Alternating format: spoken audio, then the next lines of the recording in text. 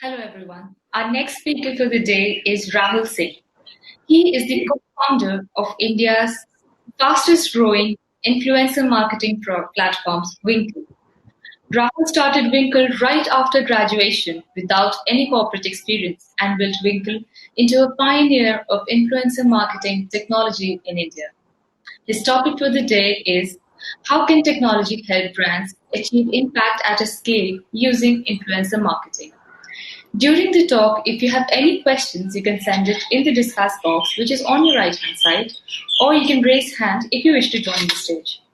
Without taking much time, I'll transfer the stage now to Rahul. Thanks, Saloni, and thanks everyone for being here on a Sunday morning. And before sort of we dive in, let me quickly just present my screen.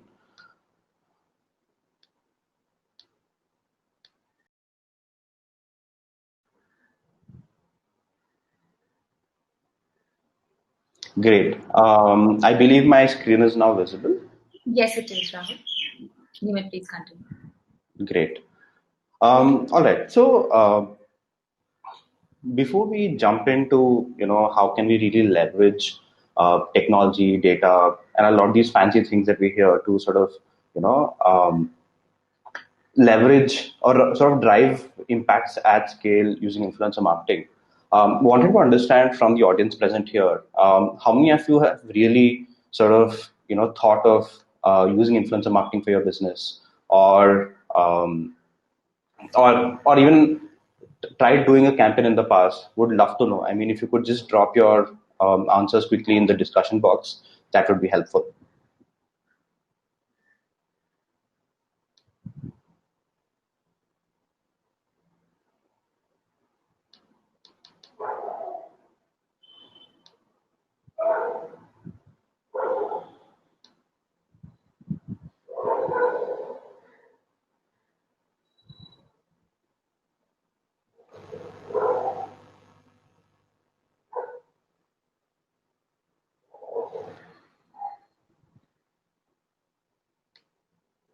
Okay, great. All right. So before we dive in, right, we had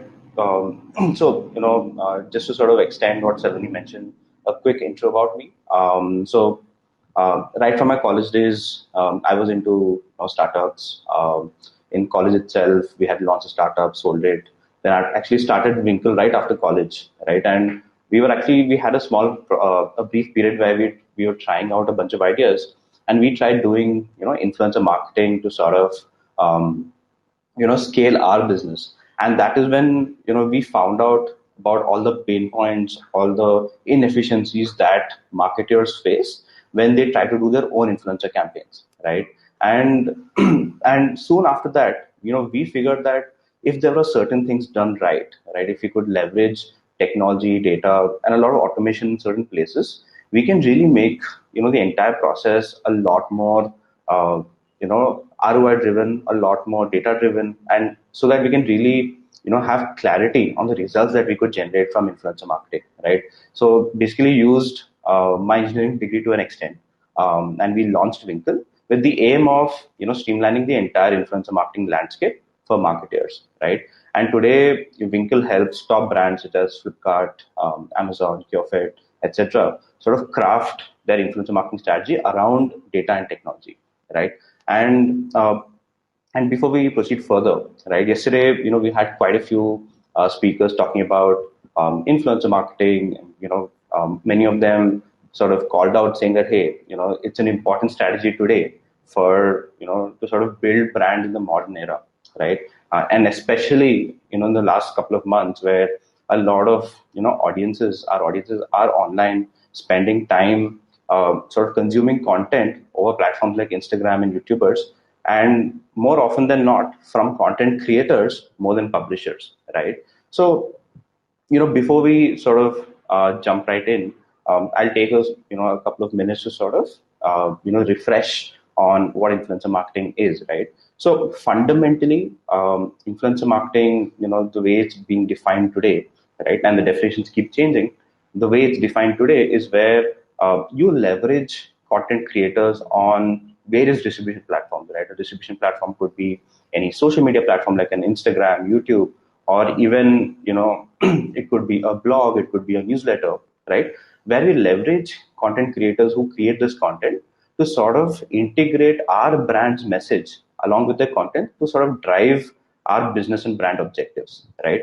And the reason, influencer marketing has a bunch of very unique results compared to, say, your typical digital marketing is because here what happens is these content creators that we leverage, they have a really great relationship with their audience. What that means is the audience really trusts them when it comes to, certain niches, certain topics. For example, let's say that, there is a fitness trainer who, spends his days helping or teaching fitness or helping with fitness routines to people at a certain gym, and in the evenings he's spending time creating content and putting up on Instagram. And because of that, over a period of time, he sort of garnered an audience of, say, 50,000 followers, right? Now, number one, because of his credibility as a fitness trainer, and number two, because he publishes content which the audience relates to, the kind of trust he's able to build is much, much higher than than a brand sort of pushing out their own content and asking people to sort of convert or take an action, right? So because fundamentally in influencer marketing, all we are leveraging is trust, right? And around this concept of trust and relatability, we are able to build out a lot of other blocks that sort of support influencer marketing. For example, yesterday we had Nishant talking about how SBI Yono leveraged influencer marketing to sort of drive conversations about that product among millennials, right? The core of that campaign still is the trust and relativity factor, right? And that is what makes influencer marketing very unique, very different, right? Now, and before we proceed, you guys can ask your questions, as the session is going on. And I think once we conclude, then I can take all the questions at once, right? So that makes things easy. Um, Now, how does influencer marketing really, really work, right? Now, with influencer marketing, and more so with this specific channel of marketing compared to others, right? The devil is in the details. And what that really means is we have to get every small detail right, getting the right influencers, making sure they have the right audience, making sure they have the right kind of engagement, making sure, the kind of messaging that they're able to craft is, very in sync with what the brand really wants to say, right? That there are a lot of small moving or dynamic blocks here that makes it very hard to do an influencer marketing campaign successful, right? And that is where technology can really, really help, right? So, for example, a typical influencer campaign has three primary blocks, right? Number one is how do you shortlist or identify relevant influencers, right? On Instagram, on YouTube, on Twitter, on Facebook, there are thousands or and lakhs of people who call themselves influencers, right? Now, how do you identify the top 10 or the top 20 who are relevant to your brand and at the same time fit into your budgets, right? Now that's now this task when done manually is like you can imagine, right? Like try going to Instagram and try finding an influencer relevant to your brand. You would probably spend hours scrolling with no conclusive results, right? Number two is briefing the influencers on what needs to be done and at the same time onboarding them, right? Now with influencer marketing, what happens is that unlike say a traditional ad where the brand can say 100% of what it wants the way it wants, right? In influencer campaigns, the ability of freedom you have is you can give a brief to the influencer and they communicate that brief in a format that works for them with their audience, because at the end of the day it has to be authentic, right? Like the moment a brand tells the influencer what exactly to say to their audience, the entire premise of influencer marketing falls apart, right? So it's very important for us to sort of you know get the briefing piece right, right? If you're able to craft a very interesting, very detailed, a very contextual brief for the set of influencers that we're working with, then they'll be able to go out and sort of translate that into messaging that works with their audience, right? So getting this right is very, very important. Now another aspect of this is the onboarding piece, right? Because because in the industry today there are no standardized ways to sort of you know, uh, there's no standard pricing, there's no standardized rate charge. Like, for example, you know that when you do a Google ad or a Facebook ad, there are some benchmark CPM rates, there are benchmark CPC rates, there are benchmark cost per view rates, right? But influencer marketing, because it's so subjective, you're dealing with humans here, right? I mean, you're not dealing with just media properties, you're dealing with humans, you're dealing with content creators, right? So there's no standardized rating that or the standardized pricing that exists, right? So how do you really negotiate with all these influencers? How do you sort of onboard them? This is another pain point, right?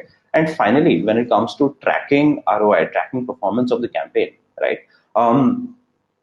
Today, because this sort of channel is relatively new, in a market like India, uh, marketers are largely clueless on what metrics to track, right? So, for example, you must have found that a lot of marketers, when it comes to influence marketing, track things like impressions or reach or engagement, right? But I think as a marketing community, it's time for us to go deeper to really analyze what influencer marketing is really worth, right? So I'll sort of spend some time now trying to throw light on how influencer marketing gets executed today by a lot of agencies, by a lot of brands, right? And you'll be really surprised because in 2020, the way influencer marketing is done, right?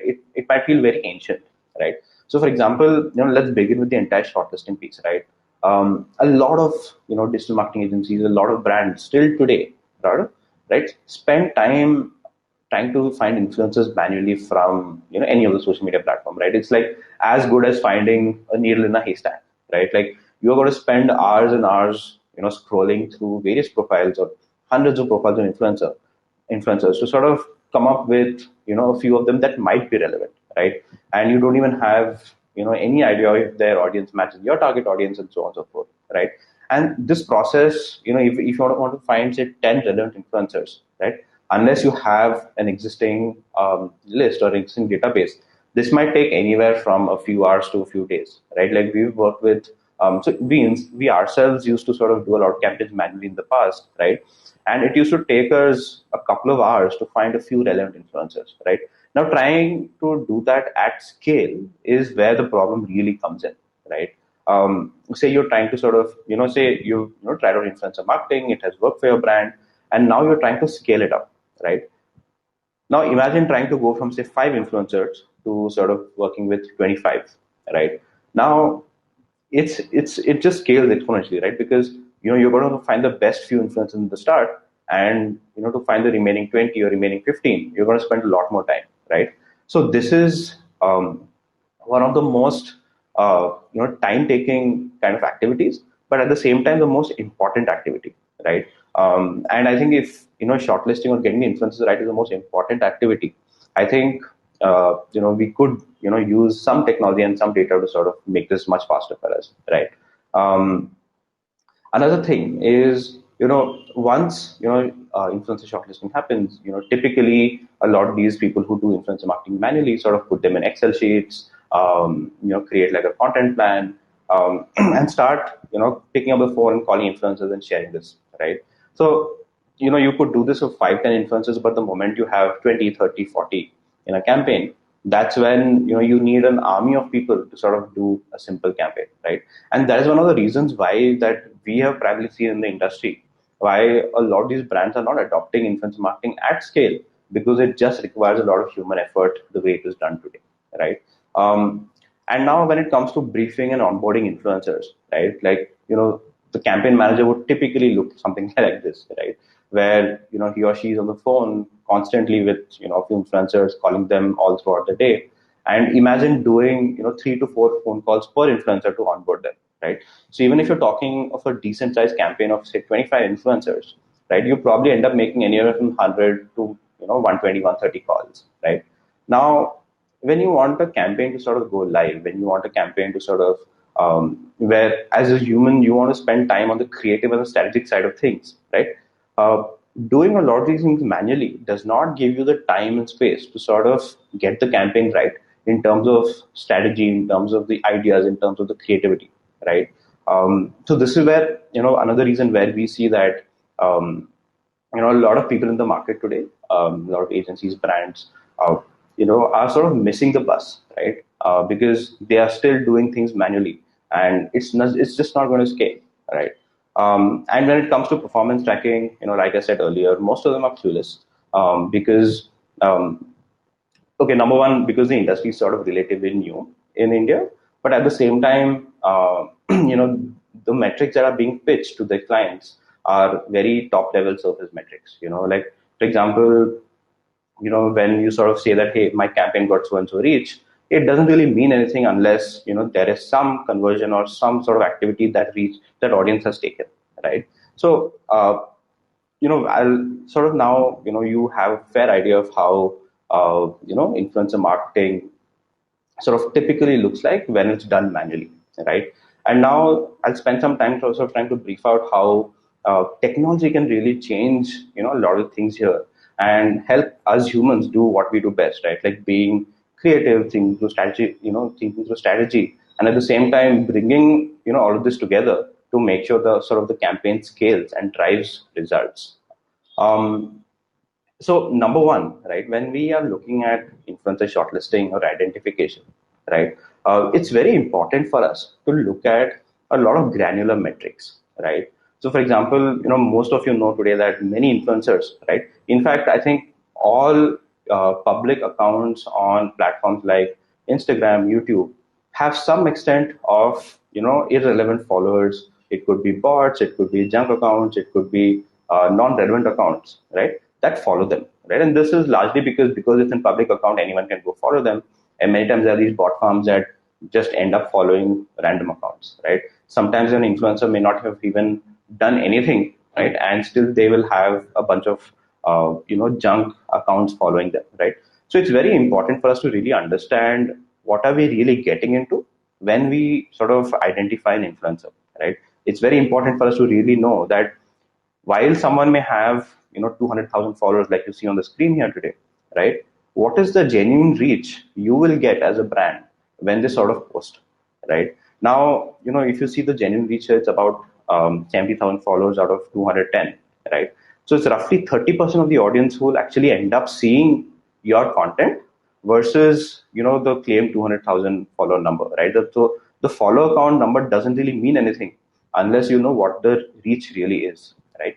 Second is it's very important to also know that what is the authentic audience that exists out of that influencer's follower base, right? So here, while 200,000, 210,000 followers might seem like a big number, the real followers of this influencer in, for example, here is about 160,000, right? And that is the real number you should be taking into account into your media planning, into your marketing sort of trackers and performance tracking sheets to sort of really understand what is what is it you're really paying for, right? You're not paying for 210,000 followers. You're not even paying for 163,000 followers. You're paying for the 70,000 followers who will end up seeing, right? And another interesting thing to sort of really look at is the engagement aspect, right? Because typically, while the engagement varies across different niches, um, many influencers who have a high engagement is a good proxy to look at when it comes to say the effectiveness of the influencer, right? I mean, it's also important for us to really understand the type of comments and the type of engagement they're getting, but at a slightly higher level, it's very important to sort of understand the engagement also, right? Apart from that, there are these various numbers you can look at. For example, suppose your content strategy includes a lot of video, right? You really need to identify an influencer who is good at video, right? You just can't get an influencer who's been doing a lot of static content and then expect them to perform well with your video content, right? I mean, they will do it, but the thing is, as a marketer, we really need to sort of be aware that, hey, when we are doing video content or having video as a primary strategy in our influencer campaign, right? We need to get influencers who are sort of very comfortable with video, right? And here you can see the photo to video ratio to really understand, right? It's also important to sort of understand the kind of hashtags they've been using, the kind of captions they've been using, right? And this should be basically in sync with what the messaging of the campaign is, right? If you are doing say a campaign around say trying to sell a protein bar, right, and you get an influencer who's mostly talking about say more about from a yoga perspective, right? Typically, it might not be a great fit, right? You want people to be talking about the product that you talk about, people want influencers to talk about in the past, right? There should be some history of the influencer with, the similar messaging before you can sort of push it in, right? If you try to bring a very new message to an influencer's profile, and that is if that is something that they have not spoken about in the past, the performance tends to be low because the audience doesn't relate to that, right? Another interesting thing to look at is, you know, um, so on the Winkle platform, right? And the screenshot that I showed earlier also from the Winkle platform, um, we have about 20,000 active influencers ready to work on demand, right? So what this does is it makes your onboarding piece very, very simple, right? Like, think of it like an Uber, right? Like when you, as a rider, request for a ride, a few drivers in your location sort of get a notification and one of them accepts and shows up at your door, right? Very similarly, here when you as a marketer have a campaign, the moment you roll it out, goes out on the Winkle app, and you have influencers sort of applying to it actively, and then you can sort of shortlist, and that makes the onboarding process very, very simple, right? Because um, you don't want to reach out to influencers who may not be interested, right? So what this does is it invites influencers to apply, and influencers have the choice to sort of check out your campaign, sort of, and at the same time see if it makes sense for their content, for their profile, and then reach out to you, right? And that makes the process a lot more simpler, because if the influencers are more interested to work with you, right, you are very likely to get a better deal, you're very likely to get a better content, and eventually better ROI, right? So it's very important for us to sort of build workflows as well, and a lot of these workflows are driven by tech, right? So these workflows help us sort of identify and sort of onboard influencers at scale, right? And you don't have to go sort of pick one by one, which will really slow down things, right? Of course, I mean, if you're a new brand starting out and never done influencer marketing, we advise that you should probably do your first one or two campaigns at a very manual level, so that you get a hang of it. And after that, once you're looking to scale, it's time for you to sort of bring in the right tools, the right technology to sort of scale it up, right? And at the same time, it's very important for you to sort of spend time and really think about what is it you're tracking, right? Sometimes, say for example, you want to drive conversations, you want to sort of create, you want to sort of drive consumers to sort of come and talk about certain topics in the comment section, right? So then the important metric to look at would be the number of comments, the engagement rate, and so on. But if you're tracking things like app installs, if you're tracking things like actual conversions, it's very important to sort of set up the end-to-end conversion funnel, right from a like a content going live to clicks on it to even someone signing up and making an action, right? So there's some misconception that you cannot use influencer marketing to sort of drive actual results, which sort of very similar to performance marketing. But the interesting thing here is, if done right, if you're sort of able to get the right influencers on board, sort of driving app installs, driving purchases, driving conversions is actually a lot easier than you think, right? And sort of concluding, right, like the way influencer marketing is being done today versus the way it can be done using technology and data and logic automation, there's a difference of night and day, right? And I think some of this is very visible in some of the case studies that are here today, right? Now, a lot of these campaigns that you see, we have done in the recent past, right? And for us, a lot of these campaigns were executed on the Winkle platform, right? And because a lot of these things are automated, a lot of these things are data driven, and driven by technology at its core, right? We are able to scale up campaigns to a large extent, which was not possible before, right? Like, we are able to sort of generate thousands of content pieces per campaign, like get tens or even hundreds of influencers in certain cases, right? So, for example, here is an example of a small brand that is sort of running a campaign. I think recently concluded a campaign, right? Now, so it's a brand called Beauty Co, right? And the brand manager was struggling for the past few months, before she found Winkle, on how does she really scale her influencer marketing, right? And here you can see that she sort of engaged close to 200 influencers, right? So sort of create impact at scale, even by spending barely probably a few hours setting up the entire campaign, right? So the magic of influencer marketing starts being very visible when you're able to sort of scale it up, right? Okay, you might see interesting results when you're doing it with, say, 5 influencers, 10 influencers, but the thing is, for it to drive meaningful impact at scale, I think marketers, we really need to sort of adopt, technology and the right tools to sort of make that happen, right? I think we can get into the Q&A. Would love to discuss, and if you have any questions, please, feel free to sort of reach out, and I'll also be available, I think, in the booth or the lobby now. Um,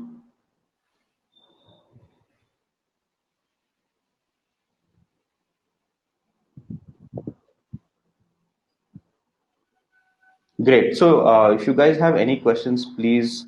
Uh, sure. So, can you name few tools for starters, right? So, I think if you're really starting out, I would sort of go against what I said in the past 20 minutes, and don't use tools when you start out. Get a hang of it. Right? Like spend time trying to work with 3, 4 influencers on a very manual level, and then you sort of get a hang of it. And I think then once you sort of figure out what are you facing, what are your pain points, then you can go out in the market and find tools. Right? For example, for discovering influencers, actually a lot of these problems are solved by Winkl. Right? For example, if you want to discover influencers, we have a network of more than 20,000 active influencers, right, which reach out to about 100 million people. So you can sort of come onto the Winkl platform, discover any influencers, and look at all the data that I showed you, right? Um, any example where you have used influencer marketing in B2B? Hey Kedar, so we are actually, we did and are currently doing a lot of campaigns for a lot of these new banking platforms that, leverage. So where we're targeting SMEs and freelancers and, startups and small businesses, right? So YouTube as a platform works really well when it comes to B2B, right? Because number one, a lot of business owners, go to YouTube to sort of learn about ways of running a business. For example, on YouTube, there are a lot of accountants, lawyers, business coaches who sort of create content which helps out SMEs, startups, and so on, right? So when you really get these guys on board, drive your messaging through them, it reaches out. A large part of their audience is another other business owners, right? So that is one aspect. Another thing that we are sort of exploring and experimenting with internally is LinkedIn, right? Like how do you leverage LinkedIn influencers to sort of drive that kind of messaging, right? So yes, I mean there are enough examples of leveraging influencer marketing for B2B as well. Bhavya asks, what are the tools to track performance of influencers? So Bhavya, there are quite a few tools. In fact, there's a tool called, for example, Hype Auditor that lets you put in a certain influencer profiles or hashtags and see the kind of performance that that kind of content is getting, right? Even on Winkl, we actually have a performance tracking tool that lets you uh, simply paste the link of the influencer's post, and then we'll be able to sort of, you'll get like a unified dashboard with all the metrics that are relevant. But I think apart from these metrics, Bhavya, it's very important for you to sort of go deeper and try to understand what is the kind of ROI it's really driving, right? So that might involve you sort of integrating analytics tools on your website or your app or any digital property of yours to sort of see the impact, right? So it's going to be a mix of the data that say an Instagram or YouTube provides, and at the same time you need to capture data on your site as well to really get a good understanding of how the campaign is performing, right? With Surendra asks with how much minimum budget one can start to check the response and ROI. So Surendra, the thing is, there is no minimum budget to start seeing results, right? So for example, you can start with say as low as 10,000 rupees to probably get a couple of influencers to talk about you, post reviews, and so on and so forth, and you'll start seeing immediate ROI. But for it to really sustain in the long term, I think you need to spend a small budget initially to experiment, and based on your experiments, try and understand what's working, and then scale that up, right? Justin asked, is the cost of influencer standard in Winkl? So Justin, yes, right. So the kind of costing influencers have on Winkl is determined by algorithm, right? So the algorithm looks at what is their real reach, what is their genuine kind of follower base, what is their historic performance, and then we have a standardized pricing for every influencer for a certain set of deliverables. Now, this is applicable only to micro influencers, right? People say up to 2.5 lakh, 3 lakh followers, right? But beyond that, because they sort of come in the macro influencer category, celebrities, there is not standardized yet. Great. I think we are done with the questions. Any more questions, guys? Awesome. All right. So if you guys want to connect with me, so I'll be on, I think, in the lobby, in the lounges, or the booths, right? And you can just drop me an email at rahul@winkle.co. And yeah, I think, Right. yeah, we are done. Thank you so much, Rahul, for a highly informative session.